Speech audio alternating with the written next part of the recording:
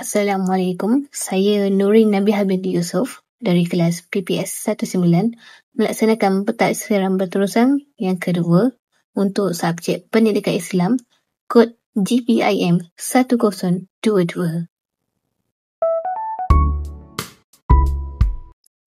Assalamualaikum warahmatullahi taala wabarakatuh.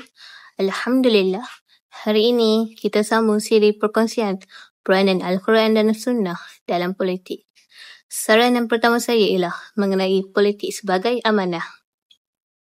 Dalilnya berbunyi, A'udzubillahi minasyaitonirrajim. Bismillahirrahmanirrahim. Inna Allaha ya'murukum an tu'addul amanati ila ahliha wa iza hakamtum bainan nas an tahkumul bil adl. Inna Allaha ni'ma ya'idukum bih. Inna Allaha kana sami'an basira. Sadaqallahul azim. Allah Subhanahu wa taala berfirman dalam surah An-Nisa ayat 58. Sesungguhnya Allah menyuruh kamu menyampaikan amanah kepada yang berhak menerimanya, dan apabila kamu menetapkan hukum di antara manusia, hendaklah kamu menetapkannya dengan adil. Ayat ini jelas menunjukkan bahawa kuasa politik, jawatan kepimpinan dan apa saja tanggungjawab dalam masyarakat adalah amanah daripada Allah Subhanahu Wa Taala. Ia bukan hak mutlak seseorang, tetapi satu tanggungjawab yang akan dipersoalkan di akhirat nanti. Dalam konteks politik hari ini, amanah bermaksud pemimpin mesti menjaga hak rakyat jika diberi jawatan. Ia bukan peluang untuk mengkayakan diri atau menindas orang lain. Sebaliknya, satu ujian yang besar bagi mereka. Kita pernah dengar pepatah Arab iaitu Al-Imamah Ta'lif La Tashrif. Kepimpinan itu satu beban tanggungjawab, bukan kemuliaan untuk berbangga. Rasulullah SAW juga memberi amaran keras tentang amanah ini. Dalam sebuah hadis riwayat Muslim, baginda bersabda bahawa jawatan itu adalah amanah dan di akhirat kiamat, ia akan menjadi kehinaan dan penyesalan kecuali bagi orang yang menunaikan amanah dengan benar. Kalau kita lihat realiti politik sekarang, banyak negara hancur kerana pemimpin mengkhianati amanah. Contohnya rasuah yang berleluasa, rakyat menderita, hukum Allah diabaikan. Semua itu berpunca daripada pengkhianatan terhadap amanah kepimpinan. Maka, saranan saya, pemimpin Islam mesti selalu ingat bahawa jawatan adalah amanah Allah. Mereka perlu membuat keputusan dengan adil, menolak segala bentuk salah guna kuasa, sentiasa memikirkan kepentingan rakyat sebelum diri sendiri.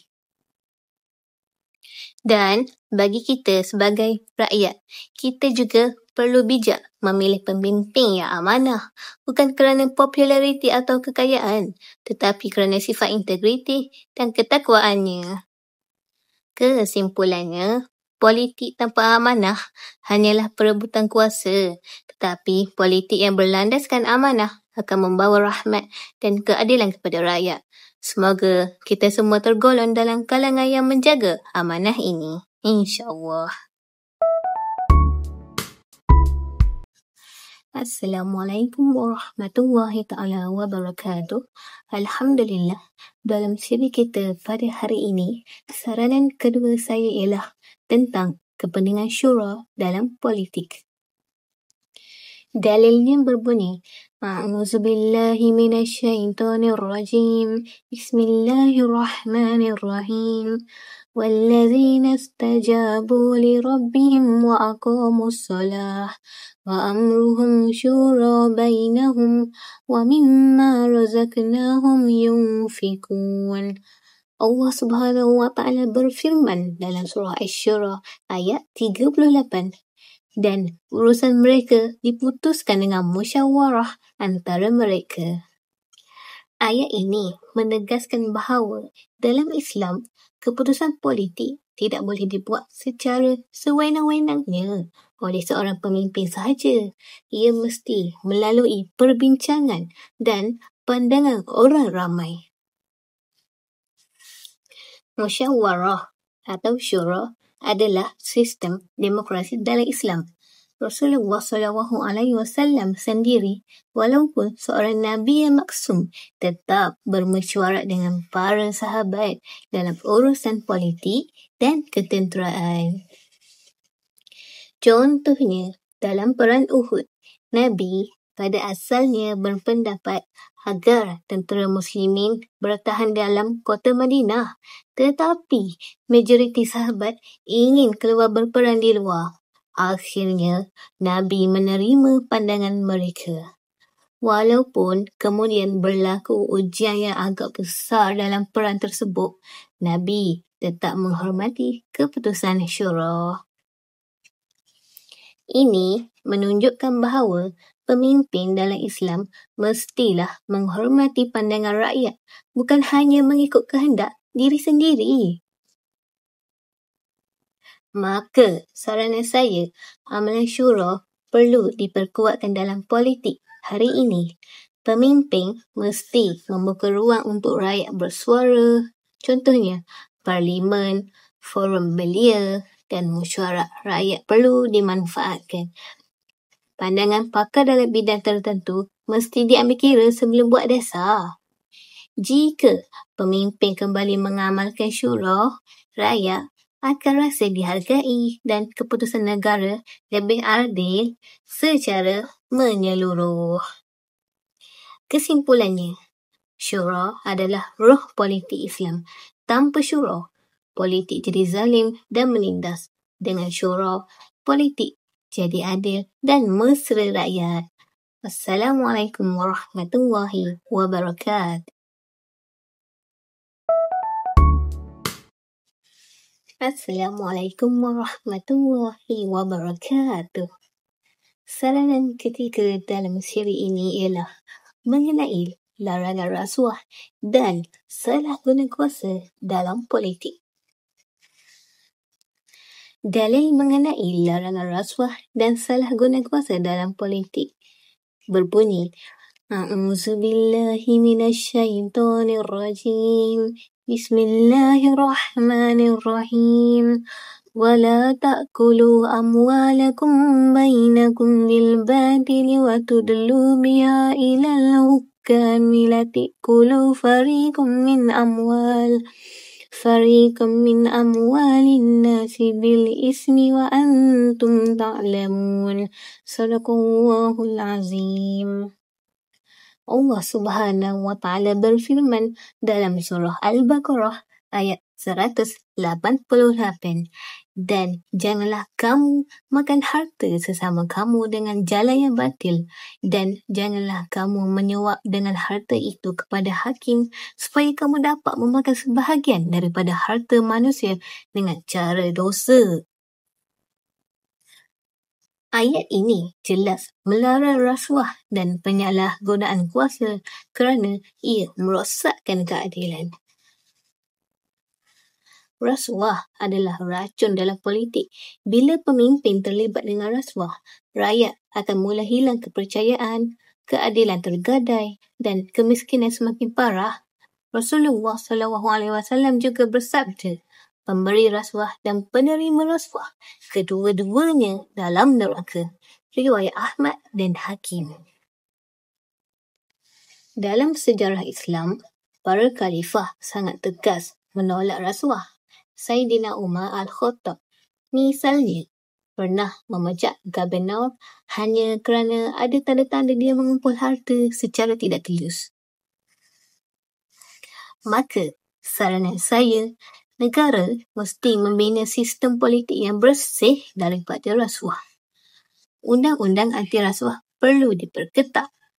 Rakyat mesti berani melaporkan penyelewangan. Pemimpin mesti menolak hadiah atau imbuhan yang boleh menjejaskan integriti. Kesimpulannya, tanpa integriti, politik akan jadi kotor.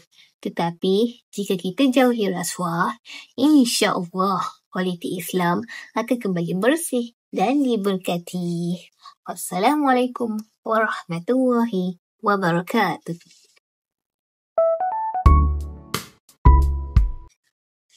Assalamualaikum warahmatullahi ta'ala wabarakatuh. Hari ini, saranan saya ialah tentang politik menjaga hak golongan lemah. Ada satu dalil yang berkaitan dengan tajuk ini. Dalilnya berbunyi, A'udzubillahi minasyaitonirrajim. Bismillahirrahmanirrahim. Wallazina amanu wa lam yuhajiru ma lakum man wallayatihim man syai'in hatta yuhajiru wa in istansurukum fid-din fa'alaykumun nasru wa illa taf'aluhu takun fitnatun fil ardi wa fasadun kabir. Sadaqallahul azim. Allah Subhanahu wa Ta'ala berfirman dalam surah An-Nisa ayat 75. Mengapa kamu tidak mahu berperang di jalan Allah dan membela orang-orang yang lemah, baik lelaki, wanita, maupun kanak-kanak yang berdoa? Ya Tuhan kami, keluarkanlah kami dari negeri ini yang zalim penduduknya, dan berilah kami pelindung dari sisimu, dan berilah kami penolong dari sisimu. Ayat ini menunjukkan bahawa menjaga golongan lemah adalah tanggungjawab politik Islam. Rasulullah SAW juga bersabda, tolonglah aku untuk menjaga orang-orang yang lemah di antara kamu, kerana sesungguhnya kamu diberi rezeki dan pertolongan kerana mereka. Riwayat Abu Dawud. Hari ini, golongan miskin, anak yatim, ibu tunggal, orang yang kurang upaya sering terpinggir dalam arus politik. Ada negara yang kaya, tetapi rakyat kecil terus tertindas kerana hak mereka tidak dipedulikan. Sedangkan Islam menegaskan bahawa pemimpin sejati ialah yang membela orang yang paling lemah. Jadi, saranan saya, politik Islam mesti merangka dasar perlindungan sosial untuk mereka.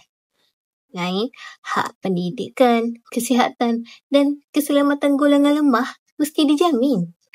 Pemimpin mesti turun padang, mendengar keluhan rakyat kecil, bukan hanya melayan orang yang berada. Kesimpulannya, ingatlah, ukuran sebenar politik Islam bukan kepada retorik, tetapi pada sejauh mana yang menjaga hak orang yang lemah. Itu saja saranan saya pada hari ini. Wassalamualaikum warahmatullahi ta'ala wabarakatuh.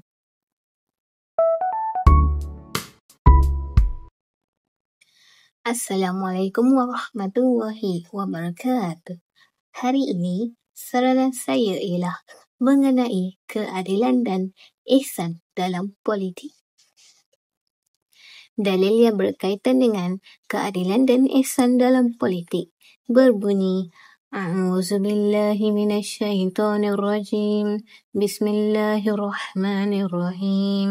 Innallaha ya'muru bil adli wal ihsan wa ita'i dzil qurba wa yanha 'anil fahsya'i wal munkaril wal baghi ya'izukum la'allakum tazakkarun. Sadaqallahul azim. Allah Subhanahu wa Ta'ala berfirman dalam surah An-Nahl ayat 90. Sesungguhnya Allah menyuruh berlaku adil dan berbuat ihsan. Contohnya, politik Islam berteraskan keadilan. Tanpa keadilan, politik hanya menjadi alat penindasan. Pemimpin mesti memberi hak kepada semua rakyat tanpa mengira bangsa, agama atau status. Sayyidina Umar Al-Khattab terkenal dengan sifat adilnya. Beliau pernah menegur gubernurnya yang hidup mewah kerana takut rakyat akan hilang kepercayaan. Beliau juga memastikan keadilan sampai kepada rakyat bukan Islam di bawah pemerintahannya.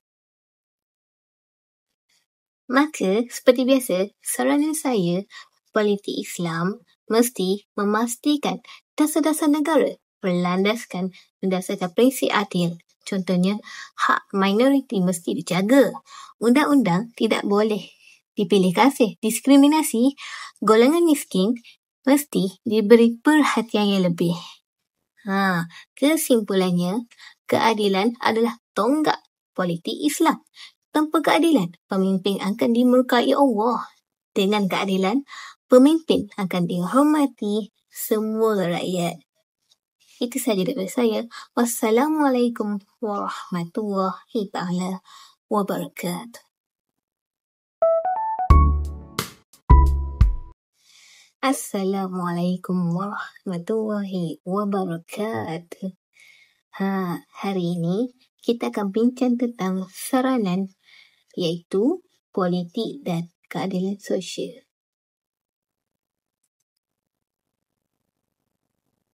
Perdengarkan ayat Al-Quran ini. A'udzubillahi minasyaitonirrajim. Bismillahirrahmanirrahim. Ya ayyuhallazina amanu kunu qawwamina lillahi syuhada'a bil qist.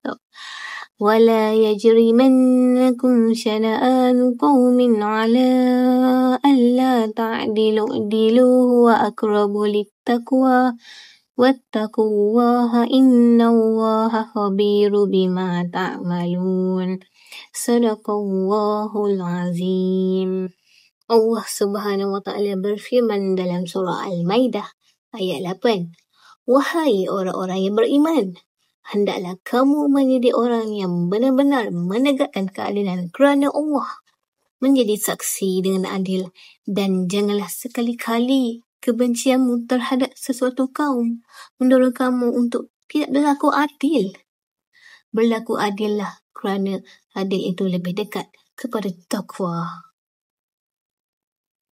Ayat ini menegaskan bahawa keadilan mesti ditegakkan walaupun terhadap pihak yang kita tidak suka.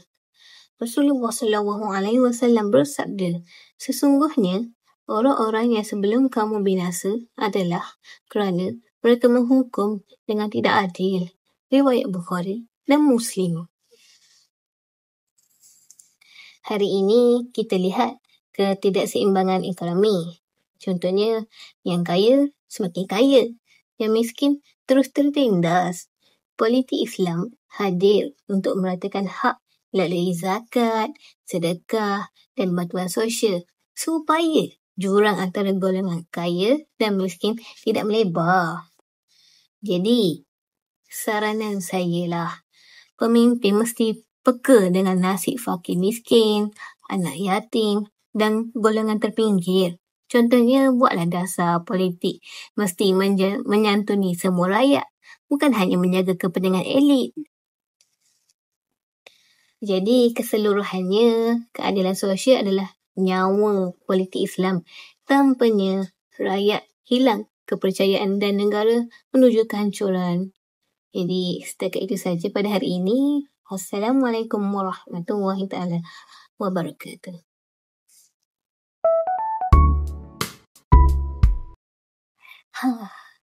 Assalamualaikum warahmatullahi wabarakatuh. Kembali lagi, saya ingin sentuh tentang politik dan kebebasan bersuara. Saya akan sampaikan satu ayat Al-Quran yang berkaitan dengan kebebasan bersuara. A'udzubillahi minasyaitonirrajim. Bismillahirrahmanirrahim. Ya ayyuhan nasu inna khalaqnakum min zakara wa unsa wa ja'alnakum syu'uban wa qabaila lita'arufu inna akramakum indallahi atqakum innallaha alimun khabir. Sadaqallahul azim. Allah Subhanahu wa Ta'ala berfirman dalam surah Al-Hujurat ayat 13.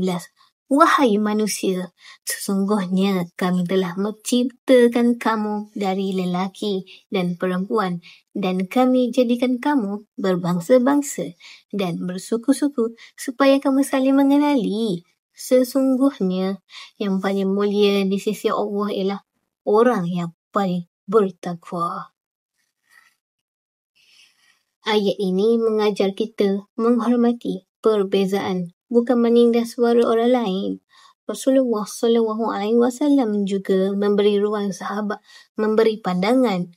Dalam perang Badar, sahabat mencadangkan strategi yang berbeza dan Nabi menerima pandangan itu. Hari ini, ramai rakyat takut bersuara kerana ditekan. Padahal, dalam Islam, pemimpin mesti mendengar pandangan rakyat selama ia dibina atas adab, bukan fitnah. Jadi, saranan saya, pemimpin perlu membuka ruang dialog. Contohnya, rakyat perlu menegur dengan hikmah, bukan cacian. Lagi satu, media mesti jadi saluran kebenaran, bukan alat pembohongan. Kesimpulannya, politik yang baik bukanlah menutup mulut rakyat, tetapi memberi ruang suara yang membina. Semoga kita dapat mencontohi Rasulullah SAW yang mendengar dan menghormati pandangan umatnya. Itu sahaja daripada saya pada hari ini. Assalamualaikum warahmatullahi wabarakatuh.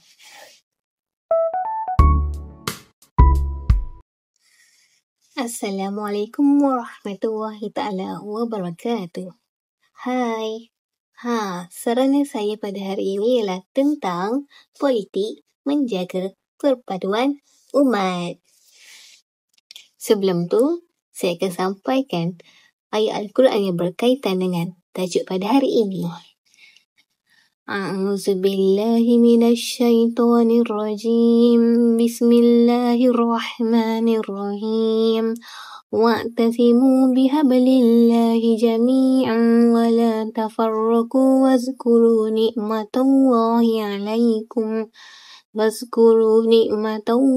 عليكم إذ كنتم أعداء فألف بين قلوبكم فأصبحتم بنعمته إخوانا وكنتم على شفا حفرة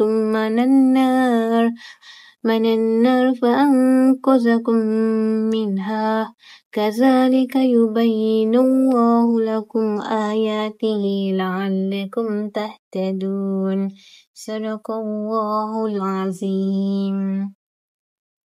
Allah Subhanahu wa Ta'ala berfirman dalam surah Al-Imran ayat 103. Dan berpeganglah kamu semua dengan tali Allah dan janganlah kamu bercerai-berai. Islam sangat menekankan prinsip perpaduan. Rasulullah SAW bersabda, orang beriman itu seperti satu tubuh. Jika satu anggota sakit, seluruh tubuh merasa sakit. Riwayat Muslim. Contohnya, pada hari ini, politik sering memecah belahkan umat dengan perbezaan parti, kaum atau ideologi. Sedangkan musuh Islam mengambil kesempatan daripada perpecahan kita. Jadi, saranan saya, politik Islam mesti menjadikan perpaduan umat sebagai agenda utama. Pemimpin perlu mengelakkan retorik yang menimbulkan rasa kebencian.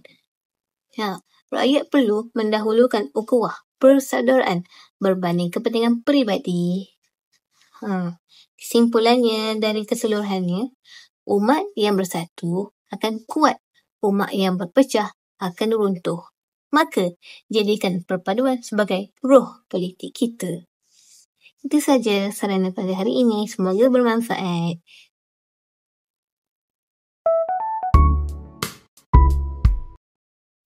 Assalamualaikum warahmatullahi wabarakatuh. Hari ini, saranan yang ke-9 saya ialah tentang politik dan bertanggungjawab sebagai rakyat. Hari ini, saya akan sampaikan satu hadis. Perdengarkan.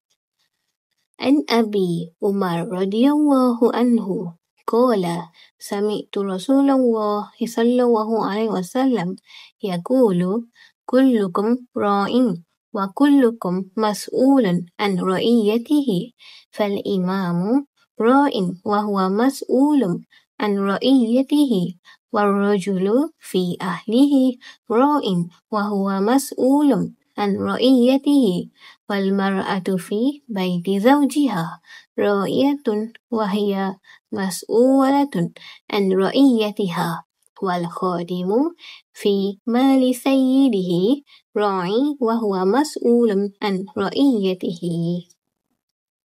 Rasulullah sallallahu alaihi wasallam bersabda, setiap kamu adalah pemimpin dan setiap kamu akan ditanya tentang kepimpinannya. Riwayat Al-Bukhari dan Muslim. Hadis ini bukan hanya untuk pemerintah, tetapi juga untuk rakyat. Rakyat bertanggungjawab memilih pemimpin yang baik, menegur dengan beradab, serta menyokong perkara yang makruf. Saya akan bagi contoh. Bila rakyat leka, pemimpin zalim naik. Bila rakyat takut, kebenaran ditutup. Maka rakyat juga punya saham dalam menentukan hala tuju negara. Jadi, saranan saya, rakyat mesti menunaikan hak mengundi dengan bijak. Contohnya, menolak politik wang dan fitnah. Yang kedua pula, menjadi rakyat yang berilmu dan sedar. Itulah kesimpulannya. Ingatlah, rakyat yang baik akan melahirkan pemimpin yang baik juga. Itu saja saranan saya pada hari ini. Semoga kamu semua faham. InsyaAllah.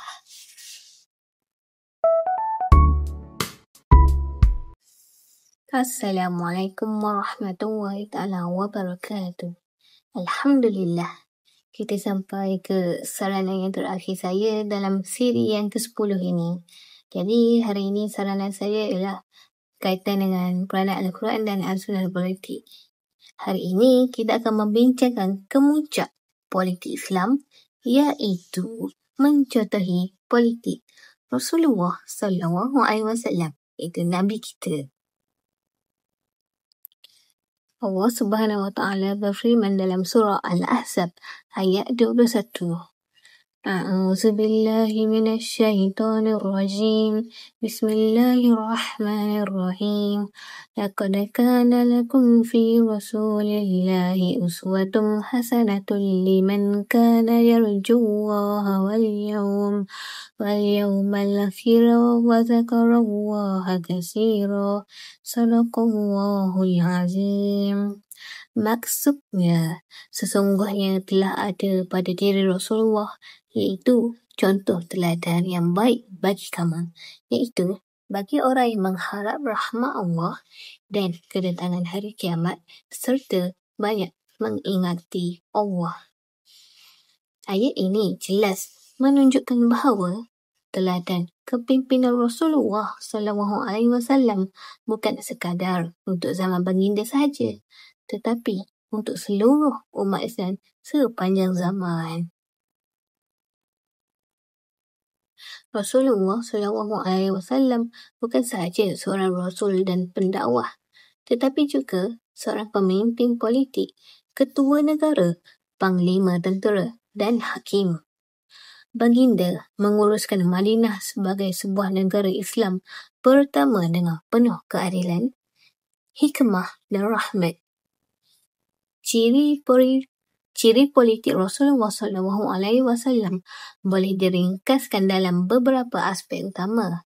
Yang pertama, keadilan tanpa pilih kasih atau diskriminasi. Baginda menegakkan hukum sama ada terhadap orang miskin atau orang bangsawan. Sabda baginda, sekiranya Fatimah binti Muhammad mencuri, nescaya aku potong tangannya. Riwayat Bukhari dan Muslim. Inilah keadilan yang sebenar, tidak dipengaruhi pangkat atau kedudukan. Yang kedua, kesederhanaan hidup. Walaupun baginda seorang ketua negara, rumah baginda sangat sederhana. Pakaian baginda pun biasa. Bahkan kadangkala dapur baginda tidak berasap kerana tiada makanan. Namun kewibawaan baginda tidak pernah berkurang kerana kepimpinan bukan pada harta tetapi pada akhlak. Yang ketiga, mendengar pandangan rakyat. Rasulullah SAW selalu bermesyuarat atau syura dengan para sahabat. Contohnya, dalam perang Uhud, baginda menerima cadangan sahabat untuk keluar berperang walaupun pada awalnya baginda memilih bertahan di Madinah. Ini menunjukkan politik Islam bukan diktator tetapi memberi ruang kepada musyawarah. Yang keempat, menyatukan masyarakat majmuk ketika membina negara Madinah. Baginda menggubal Piagam Madinah, iaitu perlembagaan bertulis yang menyatukan Muslim, Yahudi dan suku-suku Arab di bawah satu negara. Ini adalah bukti Rasulullah SAW mengurus politik dengan kesepakatan, bukan perpecahan. Yang kelima, sifat pemaaf dalam kemenangan sewaktu Fatu Makkah. Selepas baginda dan umat Islam menawan kembali kota Makkah, baginda boleh saja menghukum musuh-musuhnya. Tetapi baginda berkata, "Pergilah kamu semua bebas. Ini adalah puncak politik rahmat. Memaafkan walaupun mampu membalas." Sini saya akan bagi contoh untuk politik Islam pada hari ini. Daripada sirah Rasulullah SAW, kita boleh mengambil saranan praktikal berikut. Pertama, pemimpin mesti adil dan telus, bukan mengutamakan kroni. Kedua, politik mesti berasaskan akhlak mulia, bukan fitnah dan hasutan. Mengutamakan kesejahteraan rakyat lebih daripada kepentingan diri. Ketiga, memastikan perpaduan masyarakat majmuk dengan prinsip toleransi dan keadilan. Yang keempat, membawa rahmat dan keamanan, bukan kezaliman dan penindasan. Okey, jika kita meneliti keadaan politik dunia pada hari ini, kita melihat banyak penyelewengan seperti rasuah, salah guna kuasa, perpecahan kaum, fitnah dan permusuhan. Semua ni berlaku kerana manusia meninggalkan teladan Rasulullah SAW. Oleh itu, saranan terakhir ini amat penting. Politik Islam mestilah mencontohi Rasulullah SAW dalam setiap aspek. Contohnya akhlak, kepimpinan, keadilan dan rahmat. Itu saja daripada saya. Semoga kamu semua bermanfaat dengan apa yang saya sampaikan. InsyaAllah. Alhamdulillah, selama 10 hari kita telah berkongsi saranan mengenai peranan Al-Quran dan Sunnah dalam bidang politik. Daripada keadilan, syura, amanah, menolak rasuah, perpaduan, kebebasan beragama hingga mencontohi politik Rasulullah SAW. Semuanya membuktikan bahawa Islam adalah agama yang sempurna dan menyeluruh, termasuk dalam urusan politik dan pentadbiran negara. Mudah-mudahan saranan ini bukan sekadar teori, tetapi menjadi amalan dalam kehidupan masyarakat dan panduan kepada pemimpin. Marilah kita bersama-sama berdoa agar Allah Subhanahu Wa Taala mengurniakan kepada negara kita pemimpin yang adil, beramanah, berakhlak mulia dan sentiasa meneladani Rasulullah SAW. Akhir kata, semoga usaha kecil saya ni dapat memberi manfaat kepada semua atau dapat membuka minda dan menyedarkan kita semua bahawa politik dalam Islam bukan untuk merebut kuasa, tetapi untuk membawa rahmat kepada manusia dan menegakkan syariat Allah. Sekian saja daripada saya. Terima kasih. Wassalamualaikum warahmatullahi taala wabarakatuh.